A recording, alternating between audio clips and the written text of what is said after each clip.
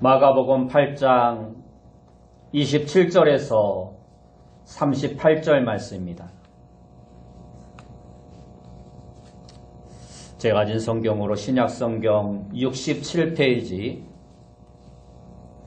마가복음 8장 27절에서 38절 말씀 제가 봉독해 드리겠습니다. 예수와 제자들이 빌립보 가이사랴 여러 마을로 나가실새 길에서 제자들에게 물어 이르시되 사람들이 나를 누구라고 하느냐? 제자들이 여짜와 이르되 세례 요한이라 하고 더러는 엘리야 더러는 선지자 중에 하나라 하나이다. 또 물으시되 너희는 나를 누구라 하느냐? 베드로가 대답하여 이르되 주는 그리스도시니이다 하매 이에 자기의 일을 아무에게도 말하지 말라 경고하시고 인자가 많은 고난을 받고 장로들과 대제사장들과 서기관들에게 버림받아 죽임을 당하고 사흘 만에 살아나야 할 것을 비로소 그들에게 가르치시되 드러내놓고 이 말씀을 하시니 베드로가 예수를 붙들고 항변하매 예수께서 돌이키사 제자들을 보시며 베드로를 꾸짖어 이르시되 사단아 내 뒤로 물러가라. 내가 하나님의 일을 생각하지 아니하고 도리어 사람의 일을 생각하는도다 하시고 무리와 제자들을 불러 이르시되 누구든지 나를 따라오려거든 자기를 부인하고 자기 십자가를 지고 나를 따를 것이니라. 누구든지 자기 목숨을 구원하고자 하면 잃을 것이요 누구든지 나와 복음을 위하여 자기 목숨을 잃으면 구원하리라. 사람이 만일 온 천하를 얻고도 자기 목숨을 잃으면 무엇이 유익하리요? 사람이 무엇을 주고 자기 목숨과 바꾸겠느냐? 누구든지 이 음란하고 죄 많은 세대에서 나와 내 말을 부끄러워하면 인자도 아버지의 영광으로 거룩한 천사들과 함께 올 때 그 사람을 부끄러워하리라. 아멘. 우리 옆에 분들과 인사합시다. 만나서 반갑습니다. 다시 한번 인사합시다. 오늘도 큰 은혜 받읍시다. 오늘 우리가 읽은 말씀을 통해서 하나님의 일과 사람의 일, 하나님의 일과 사람의 일이라는 제목으로 함께 은혜의 말씀을 나누길 원합니다. 우리가 예수님을 믿는다는 것은 매일, 매 시간마다 모든 일에 대하여 언제나 예수님의 마음가짐으로 사람과 모든 일을 대하는 것입니다. 그것은 마치 찰스 셀던이 쓴 예수라면 어떻게 할 것인가 라는 책의 내용과도 같은 것입니다. 이 책의 원래의 제목은 그분의 발자취를 따라서라는 제목이었습니다. 찰스 셀던 목사는 그가 목회하던 미국 캔사스의 헨리 맥스웰 목사의 목회 경험을 바탕으로 해서 소설 형식으로 이 책을 쓰고 있습니다. 레이몬드 교회의 담임 목사인 헨리 맥스웰은 미국의 자녀들을 키우는 모든 가정들의 부모의 마음과 같이 명문대학을 나온 출신 목사였습니다. 소위 엘리트 가운데 최고 엘리트 목사였던 것입니다. 그가 어느 날 교회 사무실에서 설교를 준비하고 있는데 초인종이 울려서 문을 열었더니 너무나도 지저분한 행색을 한 낯선 남자가 자신의 가정사정을 하나하나 이야기하면서 목사님에게 도움을 요청하는 것이었습니다. 그때 맥스웰 목사는 한참 설교 준비가 바빴습니다. 그래서 그 사람에게 바쁘다는 핑계를 대며 더 이상 그의 긴 이야기를 들어주려 하지 않고 냉정하게 그를 돌려보냈습니다. 그리고 몇 주일 후 어느 주일 예배 시간에 맥스웰 목사는 그리스도의 시련과 고난과 죽음, 그리고 예수님의 죄사함의 대속에 대하여 열변을 토하며 설교를 하였습니다. 설교를 마치고 찬송을 부르는 중에 몇 주 전에 자기를 찾아왔던 그 지저분한 행색의 남자가 예배당 중앙 통로로 터벅터벅 걸어 들어오는 것이었습니다. 그러더니 한중간에 푹 쓰러지고 말았습니다. 순간 은혜롭고 평화스럽던 예배 시간의 분위기는 갑자기 엉망이 되고 말았습니다. 그는 예배가 끝나기 전에 그 예배당 안에서 쓰러진 채 숨을 거두고 말았습니다. 나중에 알고 보니 그는 실직한 인쇄공이었습니다. 병든 아들과 병든 아내를 돌보며 힘들게 살아가던 실직자였던 것입니다.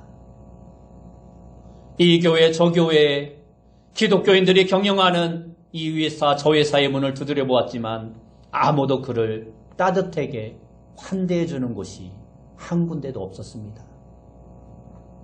일자리를 다시 구해보려 했지만 실업자가 늘어나던 그 당시 미국 사회 상황에서 쉽게 일자리도 주어지지 않았습니다.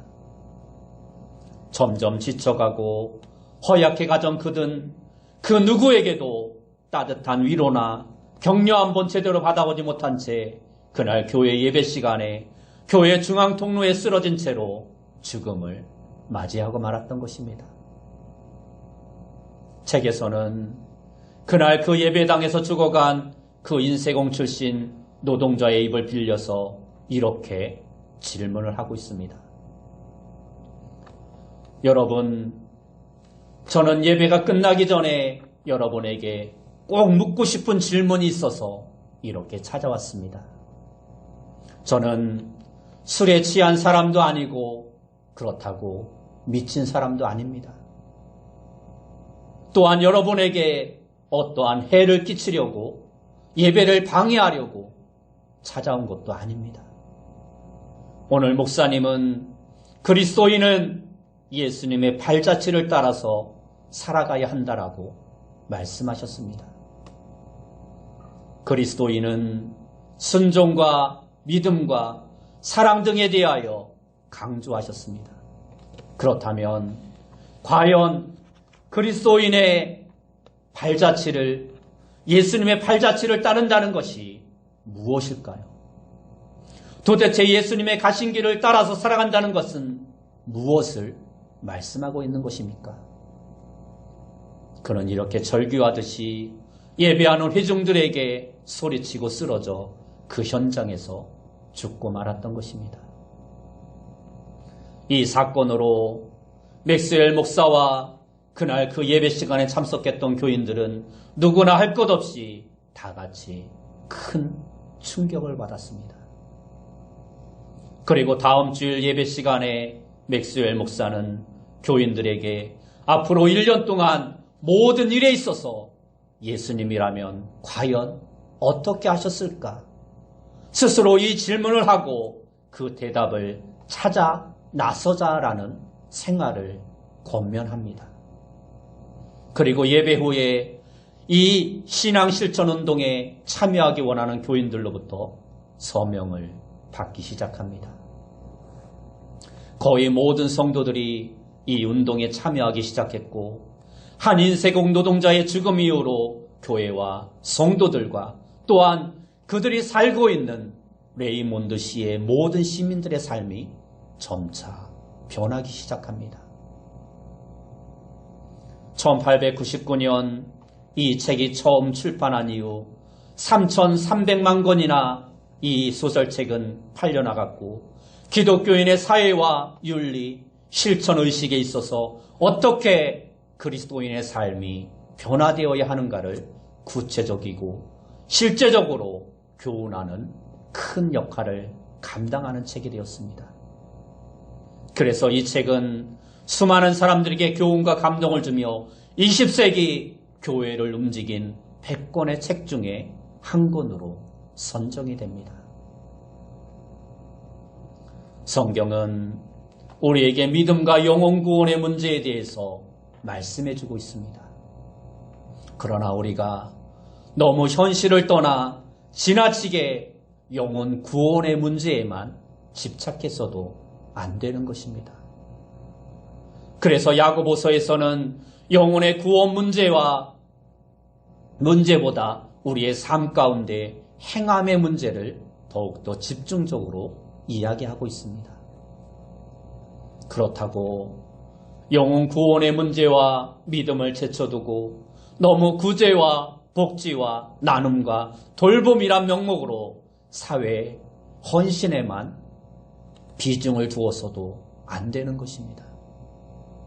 분명한 것은 우리 그리스도인들은 모든 일에 있어서 예수님이라면 과연 어떻게 할 것인가라는 것을 묻고 그 대답을 매 순간마다 찾고 실천해 나가는 삶을 살아야 한다는 것입니다. 오늘 본문의 말씀을 보면 예수님께서 제자들과 함께 빌립보 가이사랴 지역에 가신 적을 이야기하고 있습니다. 예수님은 그곳에 여러 마을을 방문하셨습니다. 그곳의 원래 지명은 파니아스라는 지명으로 오늘날 바니아스라고 불리는 요단강의 수원지인 홀몬산 남쪽 자락에 위치한 큰 성읍이었습니다.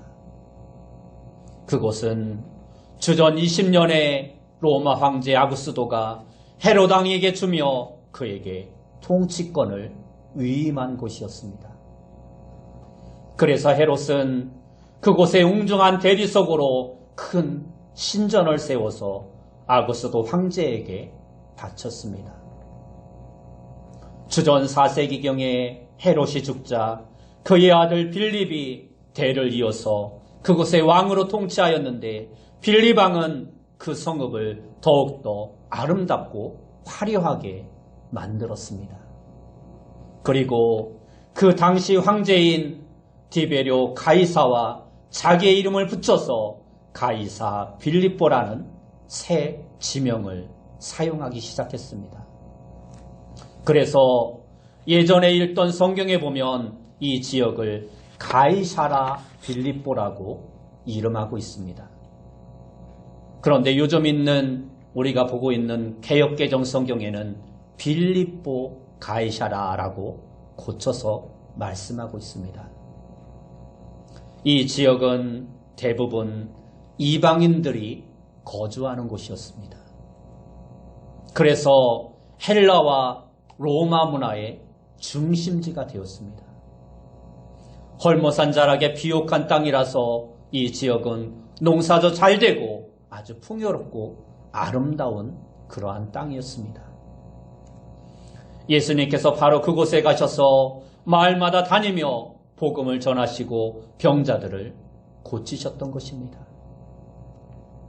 마가복음 8장 22절 말씀에 보면 벳세다를 지나서 요단 계곡을 따라서 제자들과 북쪽으로 계속 이동하시면서 복음을 전하던 중에 빌립보, 가이사라 여러 마을을 지나시게 되었다라고 말씀하고 있습니다. 같은 내용을 기록하고 있는 누가복음 9장 18절에서는 예수님께서 따로 기도하실 때라고 이런 질문을 한 그 시기를 기록해 놓고 있습니다. 예수님께서는 거기에서 제자들에게 세상 사람들의 예수님에 대한 이해와 반응을 질문하셨습니다.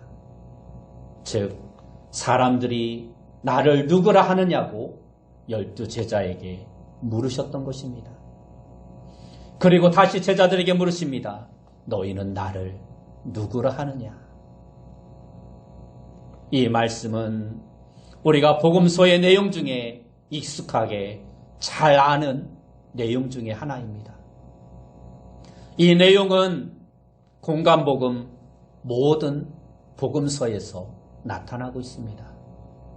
마태복음 16장, 오늘 마가복음 8장, 그리고 누가복음 9장에 비슷한 내용이 실려 있습니다. 예수님은 자신이 하나님의 아들이시며 세상을 구원할 그리스도, 즉 메시아인 것을 분명히 제자들에게 알리실 기회를 찾고 계셨습니다.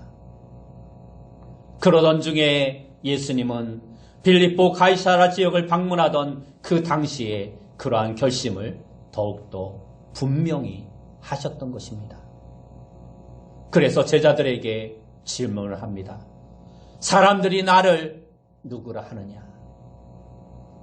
사실 예수님은 세상 사람들이 예수님을 누구로 이해하느냐, 혹은 예수님을 어떠한 인물로 보고 있느냐에 대해서 별 관심이 없으셨습니다.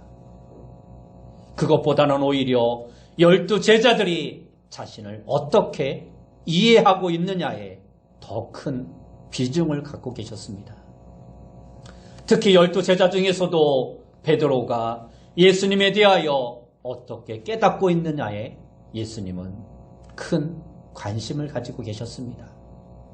왜냐하면 베드로는 예수님에게 있어서 12 제자 중에 제자의 한 사람으로서 항상 주목받는 대표적인 제자였기 때문입니다.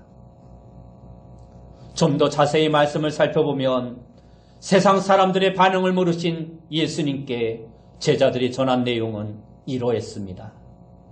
28절 말씀에 보면 제자들이 여짜와 이르되 세례 요한이라 하고 더러는 엘리야 더러는 선지자 중에 하나라 하더이다. 이렇게 말씀하고 있습니다. 예수님을 세례 요한 또는 엘리야로 이해하는 사람이 대부분이었습니다. 마태복음 16장 14절에 보면 예레미야로 이해하는 사람들도 종종 있었습니다. 이처럼 세상 사람들이 예수님을 보는 시각은 옛 선지자 중에 한 사람이 다시 살아났다라는 정도였습니다. 그러나 예수님이 오실 길을 예비하며 강야에서 소리 높여 외치던 세례 요한도 아니었고 마지막 때에 다시 오겠다라고 말하였던 엘리야 선지자도 아니었습니다. 더군다나 예레미야는 더더욱 아니었습니다. 그래서 예수님은 이 기회를 놓치지 아니하시고 다시 제자들에게 질문하십니다. 그러면 너희는 나를 누구라 하느냐? 이때 베드로가 나서서 대답을 합니다. 29절 말씀에 보면 또 물으시되 너희는 나를 누구라 하느냐? 베드로가 대답하여 이르되 주는 그리스도시니이다 하매 이렇게 말씀하고 있습니다. 마태복음 16장 16절에 보면 우리가 잘 아는 말씀 주는 그리스도시요 살아계신 하나님의 아들이시니이다 라고 대답하였다라고 기록하고 있고 누가복음에는 하나님의 그리스도시니이다 라고 기록하고 있습니다. 이것을 종합해보면 베드로의 대답이 무엇이었나 하면 주는 그리스도이시다. 주는 살아계신 하나님의 아들이시니다. 주는 하나님이 보내신 참 메시아 그리스도라는 것이었습니다. 이것이 바로 베드로의 대답의 내용이었습니다. 여기서 그들이 그리스도라는 이 크리스토스라는 단어는 기름 부음을 받은 자라는 뜻입니다. 다시 말해서 그들이 기다리던 유대인들이 히브리인들이 그렇게 기다리던 메시아를 일컫는 말이었습니다. 유대 사회에서 이 기름 부음 받은 자란 제사장, 선지자, 왕을 일컫는 구별된 아무에게나 사용할 수 있는 그러한 단어가 아니었습니다. 그렇습니다. 예수님은 제사장 중에 대제사장으로 그리고 선지자 중에 참 선지자로 그리고 왕 중에 왕으로 이 땅에 오신 하나님의 아들이었습니다. 예수님께서 이 땅에 오신 목적은 그 말처럼 기름 부음 받은 자로서 하나님의 사명을 다하여 인간을 이 땅에서 죄에서 구원하시려는 목적을 가지고 오신 것이었습니다. 베드로의 이러한 신앙 고백을 들으신 예수님은 30절에서 자기의 일을 아무에게도 말하지 말라고 경고하십니다. 오늘 이 책을 기록하고 있는 마가복음의 저자인 마가는 베드로의 제자였습니다.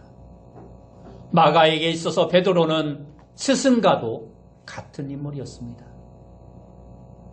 아마도 마가가 이 마가복음을 기록할 당시에 베드로는 매우 성숙한 신앙의 모습을 갖추고 있었을 것입니다. 그래서인지 마태복음의 같은 본문에서 소개된 예수님께 대한 칭찬의 내용이나 장차 베드로의 신앙 고백 위에 세워질 교회의 탄생에 대한 내용들을 마가는 생략하고 있습니다. 단지 아직 예수님의 때가 이르지 않았으니 예수님이 누구신지에 대하여 함부로 소문을 내지 말도록 함구하신 내용만 짧게 기록해 놓고 있습니다. 베드로의 신앙 고백을 들으신 예수님은 이 때를 놓치지 아니하시고 자신의 생에 이루어질 장래의 일에 대하여 중대한 교훈을 말씀해 주십니다. 그 말씀이 31절의 말씀입니다. 31절을 보면 인자가 많은 고난을 받고 장로들과 대제사장들과 서기관들에게 버림받아 죽임을 당하고 사흘 만에 살아나야 할 것을 비로소 그들에게 가르치시되라고 말씀하고 있습니다. 다시 말해서 예수님께서 장차 많은 고난을 받고 장로들과 대제사장들과 서기관들에게 버림받고 죽임을 당하고 사흘 만에 살아날 것에 대하여 차근차근 설명하여 말씀해 주신 것입니다. 이것은 바로 예수님께서 하나님의 아들로서 이 땅에 보냄을 받은 참된 목적을 선포하는 엄청난 순간이었던 것입니다. 물론 마가복음을 앞뒤로 묵상해 보면 이미 마가복음 2장 20절에서 신랑을 빼앗길 날이 이르리니라는 말씀으로 예수님 자신의 고난과 죽으심에 대하여 비유적으로 언급하신 적이 있습니다. 그러나 그 후로 예수님께서 자신의 생에 일어날 장래 일들을 이렇게 오늘 성경 말씀의 표현대로 드러내놓고 분명하게 언급하시기는 이번이 처음이었습니다. 마가복음 9장 31절에 보면 예수님은 갈릴리 지역에 가셨을 때 다시 한번 분명하게 이 자신의 고난과 죽음과 3일 후의 부활에 대하여 제자들에게 다시 한번 말씀해 주십니다. 예수님은 오늘 마가복음 8장 31절과 뒤에 나오는 9장 31절에서 인자라는 단어를 의도적으로 강조하며 말씀하시고 있습니다. 이것은 자신이 하나님의 독생자 위아들 예수로서 인간의 몸을 입고 이 땅에 천하 만민을 죄에서 구원할 그리스도로 보내심을 받은 하나님의 아들임을 직접적으로 표현하는 단어였습니다. 그런데 예수님의 이 말씀을 들은 베드로가 나서서 예수님을 붙들고 항변을 합니다. 32절 말씀에 보면 이 말씀을 하시니 베드로가 예수를 붙들고 항변하매라고 말씀하고 있습니다. 여러분 그렇지 않습니까? 오늘 우리야 이미 성경을 알고 있고 뒤에 무슨 일이 있은지 알기에 베드로의 이 행동이 얼마나 어리석은 행동인 줄을 알지만 그 당시 이런 말을 듣는 제자들은 얼마나 황당하고 얼마나 당황스러웠겠습니까? 예수님께서 가시는 곳마다 각색 병자를 고치고 귀신을 쫓아내고 죽은 자라도 살려내는 권능을 덧입고 이제 로마로부터 이스라엘을 회복하는 위대한 왕으로 등장하셔야 할 텐데 많은 고난을 받고 죽임을 당하고 사흘 만에 다시 살아날 것이라는 그 말씀이 제자들에게는 도대체 이해가 될 수 없는 말씀이었습니다. 예수님은 제자들을 부르실 때 내가 너희로 사람을 낚는 어부가 되리라고 말씀하셨지만 그때까지만 해도 제자들은 그 말씀의 뜻이 무엇인지 알지 못하였습니다. 그저 예수님이 베푸시는 기적과 놀라운 일들과 수많은 사람들이 그러한 예수님을 따르는 것에 흥분되어서 자신들도 모든 것을 버리고 예수님을 따랐으니 예수님을 통해서 큰 자리 하나 얻어서 출세하고자 하는 마음이 그들에게 있었던 것입니다. 그런데 그러한 예수님이 많은 고난을 받고 죽게 된다고 하니 얼마나 황당하겠습니까? 그래서 예수님을 붙들고 항변한 것입니다. 여기서 이 붙들고라는 단어는 자기 마음에 들지 않으니까 상대방을 붙잡아 흔들면서 자기의 뜻을 관철시키려는 적극적인 행동을 표현하는 단어입니다. 쉽게 말하면 예수님의 멱살을 잡고 흔들면서 따지듯이 말을 한 것입니다. 당황한 베드로가 예수님을 붙잡아 흔들면서 예수님에게 항변을 한 것입니다. 그때 예수님께서는 다른 제자들을 다 보는 앞에서 공개적으로 베드로를 책망하십니다. 33절 말씀에 보면 예수께서 돌이키사 제자들을 보시며 베드로를 꾸짖어 이르시되 사단아 내 뒤로 물러가라. 내가 하나님의 일을 생각하지 아니하고 도리어 사람의 일을 생각하는도다 말씀하고 있습니다. 그래서 오늘 말씀의 제목이 하나님의 일과 사람의 일입니다. 오늘날 우리 각 사람도 마찬가지입니다. 우리는 앞서 인용한 책 예수라면 어떻게 할 것인가에서 찰스 셀던이 질문하던 대로 우리도 수없이 날마다 이러한 질문을 하며 살아가는 자가 되어야 합니다. 내가 지금 하고 있는 생각과 일이 과연 하나님이 원하시는 일인가? 아니면 내 욕심을 추구하는 일인가? 날마다 그 신앙적인 대답을 찾기 위하여 이 질문을 하고 성경의 말씀에 비추어 그 해답을 찾는 삶을 살아가는 자가 되어야 합니다.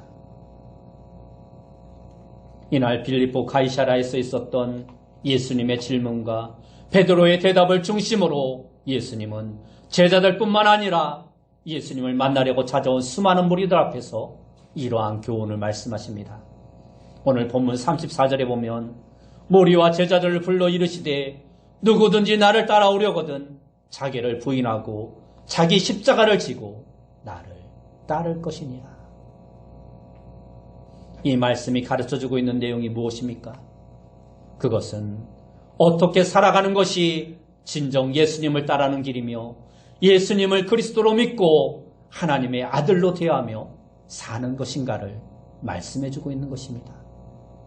그것은 자기를 부인하고 자기 십자가를 지고 예수님의 뒤를 따르는 것입니다. 그 뒤에 나오는 내용은 구체적인 설명입니다. 어떻게 살아가는 것이 자기를 부인하는 길이며 어떻게 살아가는 것이 자기 십자가를 지고 예수를 따르며 살아가는 길인지에 대한 추가적인 설명입니다. 예수님은 이 세상을 음란하고 죄 많은 세상이라고 규정하셨습니다. 그리고 예수님과 복음을 위하여 자기 목숨을 잃는 자라야 구원을 이루게 되리라고 가르쳐 주십니다. 그러면서 사람이 천하를 얻는다 할지라도 자기 목숨을 잃으면 무엇이 유익하겠느냐 질문하십니다. 다시 말해서 고난 없는 영광은 없다. 죽음 없는 생명은 없다. 십자가의 고난과 죽음 없는 부활은 영광은 없다라는 것입니다. 이것이 바로 이날 예수님께서 제자와 무리에게 가르치기 원하셨던 교훈의 핵심인 것입니다. 자기를 부인하고 사람의 일이 아닌 하나님의 뜻을 따라 온전히 자기 십자가를 지고 내 길을 쫓으라는 것입니다. 한번 생각해 보시기 바랍니다. 우리 각 사람이 이렇게 예배자로 살고 예수 믿으며 살아가고 있는데 나중에 구원과 영생과 천국의 백성의 택하심에서 우리가 제외된다면 그보다 더 불행한 일이 어디에 있겠습니까? 열심히 하나님을 쫓았는데 하나님만 바라보며 살았는데 나중에 하나님 앞에 섰을 때 너는 내 욕심을 위해 살아가고 있지 않았느냐 말씀하신다면 어떻게 되겠습니까? 김병삼 목사님이 쓰신 치열한 순종이라는 책에 보면 한 노년의 목사님과 젊은 목사의 대화의 내용이 나옵니다. 노년의 목사님께서 젊은 목사에게 이렇게 말합니다. 나는 평생을 목회하면서 하나님만 바라보면 될 줄 알았어. 그러자 젊은 목사가 오히려 되묻습니다. 아니 목사님, 목회를 하면서 하나님만 바라보면 되는 것 아닙니까? 그러자 다시 노년의 목사님이 이렇게 말씀합니다. 아니네. 사람을 봐야 하는데 내가 사람을 못 봤어. 하나님이 맡겨주신 양들을 보지 않고 하나님만 바라보며 달려왔는데 내가 실패한 것 같아. 내가 잘못 목회한 것 같아. 그렇습니다. 이 말에는 많은 의미가 담겨 있는 것입니다. 하나님을 바라본다고 하면서 나에게 맡겨주신 양들을 바라보지 않았으니 그 믿음이 얼마나 독선적이었겠습니까? 나 자신이 확신하는 지식보다 더 중요한 것은 믿음의 형제들을 바라보며 상대방을 배려하는 마음인 것입니다. 오늘 우리는 하나님을 바라본다고 하면서 내 욕심만을 추구하는 독선적이고 이기시 많은 그러한 신앙생활을 해오질 않았는가? 내 자신을 돌아보아야 합니다. 그것이 과연 하나님이 원하시는 일이었는가? 내 욕심을 채우기 위한 일은 아니었는가? 생각해 보아야 합니다. 예수님은 오늘 이 교훈의 마지막 부분에서 예수님과 예수님의 말씀을 부끄러워하지 말라고 말씀하고 있습니다. 오늘날 우리는 어떻습니까? 예수 믿는 것이 부끄럽습니까? 예수 믿으며 사업하고 예수 믿으며 직장생활하고 예수 믿으며 누군가 대화하는 것이 부끄럽게 느껴지십니까? 세상 사람들에게 숨기고 싶은 적은 있지 않았습니까? 여러분 모두가 예수님과 예수님의 말씀을 기뻐하고 감사하고 자랑스러워하는 그러한 성도님들 되시기 바랍니다. 그래서 매사에 모든 일에 예수님이라면 어떻게 하실까를 생각하며 사람의 일보다 하나님의 일에 더욱더 힘쓰는 귀한 성도님들이 되어서 하나님의 축복 속에 살아갈 수 있는 그분의 발자취를 온전히 따라가며 살아갈 수 있는 귀한 성도님들이 다 되시길 예수님의 이름으로 축원합니다. 기도하겠습니다.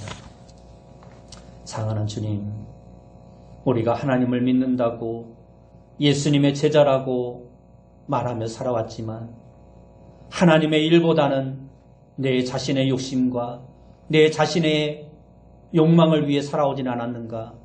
내 삶을 돌아보면서 정말로 이제부터 예수님이라면 어떻게 하실까를 생각하며 사람의 일보다 하나님의 일을 더 중시하며 살아갈 수 있는 우리의 삶이 되어줄 수 있도록 인도하여 주옵소서.